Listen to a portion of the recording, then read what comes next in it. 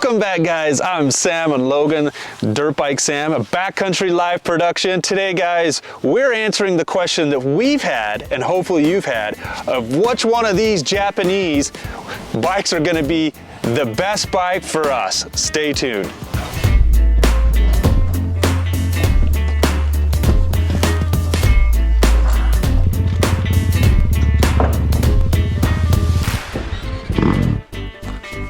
I'll let Sam break it in.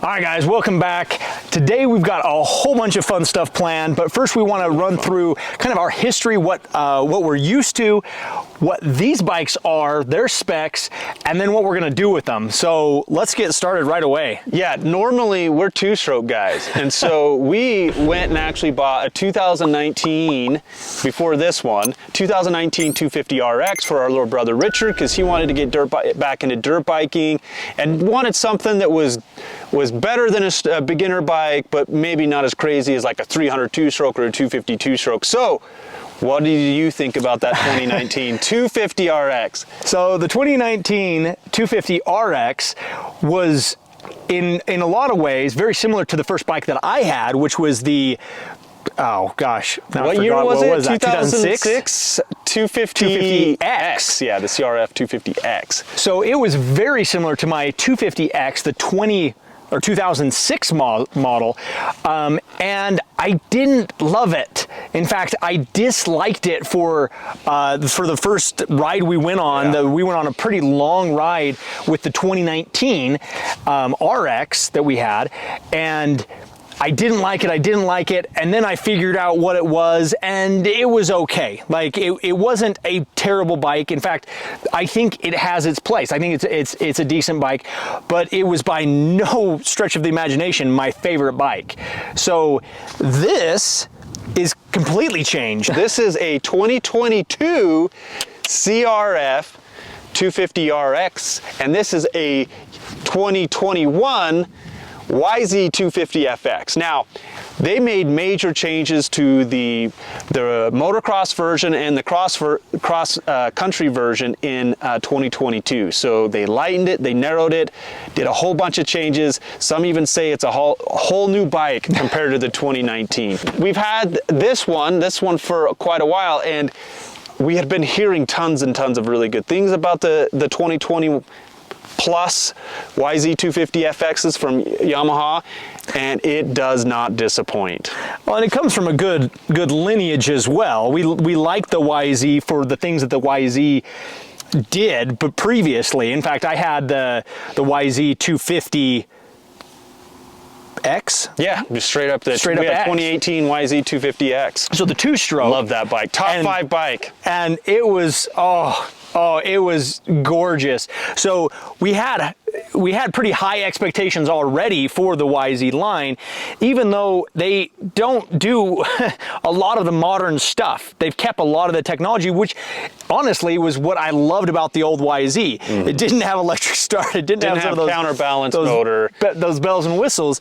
So it was very strong a bike foundationally. This one adds map settings. Yeah. It adds some of those fuel bells and whistles. injected, all of the electric goodies. Start. It adds a lot of those goodies and builds off of that good lineage that the YZ family has. So we've really liked this bike. Yeah, and so far, I'm embarrassed to say, so it's my favorite four-stroke I've ever ridden. And I've ridden 350s, 450s, 300 four-strokes, other 250 four-strokes, even owned a 2016 KTM 250 XCF, which I enjoyed that bike. So mostly I've been two-strokes, but we've kind of gotten back into the four-strokes. And so for it to be one of my favorite four-strokes in the world says a lot. Now, a lot of it has to do with the suspension is fantastic. Yamaha from the factory is hard to beat, so it's great. Now, to rewind about the 2019 Honda, if you like riding the planted old feeling of the four-strokes of old, where they just feel big, but they stay planted and they don't handle well, That's kind of what I felt the 2019. I enjoyed the cockpit of the 2019 Honda, but it was not light, didn't feel nimble, like a 250 four-stroke should feel. To me, and this is just my personal opinion, it felt like a sit-down bike to me. Yeah. I wanted to spend more time sitting down, kind of riding the trail. Honestly, it felt closer to the 500, that KTM 500 that we rode, than it did to any of the like a trail modern bikes. race bike. Right. These are closed course cross-country race bikes, so they are more closely related to the motocross versions. And the big difference, so both of them have electric start, both of them come with 18-inch rear wheel, and both of them come with the kickstand, and both of them do even come with some kind of skid plate. Plastic. Plastic. Now, it's better than nothing, but it's not great. Now, the Honda does come with, we got flag guards where the Yamaha does not. Yeah. Yamaha, we had to add the Cycra. Yeah, the Cycra. I don't know how to say that right. So how are these bikes set up? So they're all stock, other than we have tubeless in both bikes.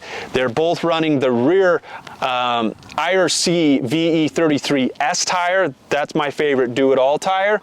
The Yamaha does have a FMF exhaust silencer, not a full exhaust, and it does have these flag guards. Plus, I have the Chris Kiefer map settings in this. The Yamaha, even though this has multiple map settings, this one has an app, the Yamaha Tuner app, that you can easily adjust, which is fantastic. So the 2021 YZ250FX, they're claiming the horsepower is 37.9. The wet weight, whatever you want to translate that as, is 245 pounds. The seat height is 37.6, and the tank size is 2.2 gallons, and it has a 6-speed transmission, and the MSRP is $8,499. I wish it was 800 bucks. And the other thing that's unique about the Yamaha is the reversed motor. So the exhaust actually comes out the back and goes around. Wraps it. Yeah. Not sure why they do that, other than probably for trying to get a more balanced chassis. The one cool thing is it does allow your air intake to be up here. The tank is right underneath this, so you kind of narrow all of this up here and doesn't feel bulky at all. Even for a 2.2 gallon tank, it actually feels good. You're also sucking clean air in up here versus your air intake back here. Now the specs for the 2022 Honda CRF250RX, the red one. The horsepower is at 37.3. It weighs 240 pounds. Seat height is 37.8. Same tank size, so 2.2. Transmission is a 5-speed instead of a 6-speed like the Yamaha, and the MSRP on the Honda is $8,499. So overall, guys, the specs are really close. It's within 5 pounds. Now, maybe adding this exhaust, the silencers dropped it down a pound or two, getting the, the 5 pound difference even closer. Who knows? We will probably take these bikes and fill them up with gas as they are and go weigh them on one of our scales just to really see what the difference is, kind of get what a real world weight is for us. What are some of the other things we're going to do with these, Logan? Well, one of the first things we're going to do is take them out and drag race them. That's what everybody wants to see. Yeah, I mean, they're similar horsepower, similar weight. The big difference, though, is the transmission. Yep. 6-speed versus a 5-speed. And then we want to obviously do a drag race. This is the type of terrain that these bikes excel in, which is big, open, fast, flowy terrain, big whoops. Both of them should love this. We should eat this up out here. Yeah, it should be fun. And then we also want to trail ride them. They'll be okay, yeah. Yeah, they're not built for that, but they can do that. And then we want to take them up. We want to take them up our famous, or infamous, it's not famous, ridge trail that Logan and I have been building, and we've taken the Badia 200RR and the KTM 300 XEW, which are built for hard enduro terrain. These are not. Oh, and I forgot to mention one important thing too. Man, I'm terrible at this. This also has the Yamaha fan kit on it. So I put the fan kit on it. It kicks in around 200 degrees, so it doesn't kick on all that much, but this does have a fan kit on. I do want to put a fan kit on that one, but they've been out of stock and I don't have one yet. We're going to start with the thing that they're built for, move to what they're okay at, and then really put them outside their comfort zone on the Ridgeline Trail, where even the two-strokes we had, as riders, we struggle. We struggle up that. The bikes can do it. It's not even a trail. Not even the game runs the trail that we take. So it'll push these to their limits, and that's the whole point. We want to see. And honestly, in my opinion, I think both these bikes can do it. It's just, can we do it? Can we do it on these bikes? That's a good. Can I do it? I know you can ride it. So here's the thing, guys. One of these bikes has to go. We can't, as much as I would love to keep every bike that I've ever owned. A, I don't have the garage space yet, and it's just too much money. So we're gonna pick a winner, so you guys can comment which one you would choose. We would love to hear from you, and let us know, would you choose red or blue or neither? And give us, you know, your opinion why. We want to hear from you. Yeah, one of the great things about these two bikes is because they're so similar, both in weight, in power, in where you would use them. If you're not brand loyal yet, this is going to be a great comparison where you can take two legitimately close bikes and say, which one do you want? So stay tuned, because it's about to get good.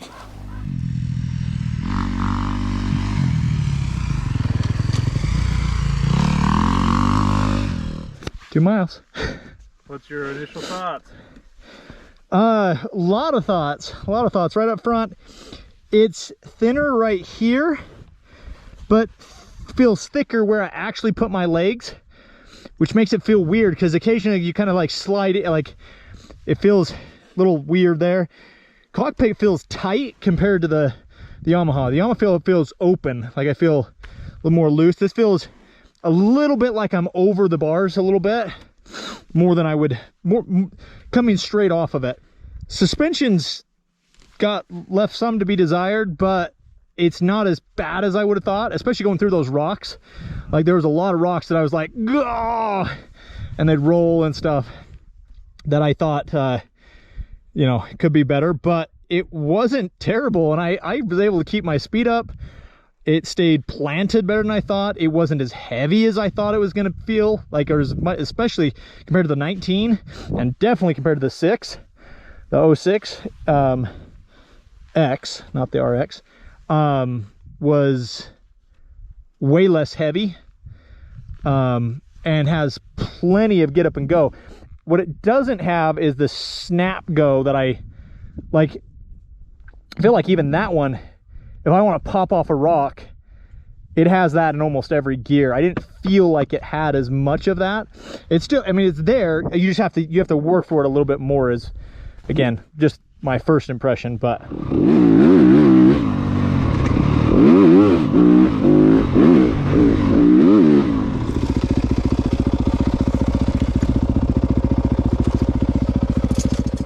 Huh.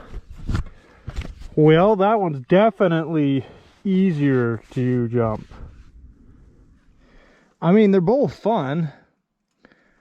I think we could enjoy either one, and you get the sag set up on that one. And again, I think dollar for dollar, I'd go this way. But if you found one for the right price, I wouldn't pass it up. I mean, that's a solid bike now.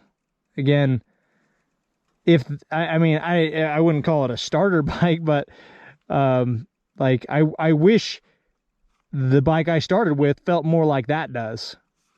So I guess what I'm saying. This is what Honda should have made a long time ago. It's a lot better in my mind. Yep. It still feels heavier and slower in the corners, and a little more input into the bike to move it around. But it still feels way more nimble and thinner and more snappy and playful than the 19 ever did. When I'm standing up, I can feel the weight somewhat, but once I get to speed, it's not bad. Yeah, I really like the cockpit. Honestly, I do. I have no complaints about how it feels standing up on the bike. But it does feel more nimble when I sit down versus standing, where that feels nimble no matter what. So that was the difference. As I was going through the wash down that riverbed, I had to think about what I'm hitting and what I, where I'm going. Where this one, I can hit a rock occasionally, or I can bounce off, and I'm not worried that it's going to go squirrely or do anything unnatural. I mean, and even if it does get air, I can, like you said, it's like mountain bike. I can kind of whip it around and plant and keep going. I forget and I smash things with that. Yep. Front forward. Yep. To the point where I'm prepared for it to buck you. Yeah, and it just does. It takes it, and that's, to me, it's like it's a sign of a great fork when it just does everything great. Yeah. Your confidence in it is probably higher than my riding ability, to be honest with you. Agreed. So I get scared because I'm pushing it, and where in other bikes I'm gonna like, oh, this is gonna teach me a lesson. That just soaks it up, and I'm like, yeah, I'm a freaking hero, Because again, I had the 06, I didn't like it. We rode the 19, didn't like it. So to me, this one already came at a disadvantage. So the fact that I was able to ride it as fast as I was riding it and felt as comfortable as I did, as quickly as I did, meant that this bike is way better than those previous bikes. Yeah, the Hondas, I think, made big strides. But like significant strides. More power, lower weight, more nimble, but it still is. It's not the YZ. Still not the YZ, man. That's a hard bike to beat. Thanks for watching, guys. We'll see you out on the trail.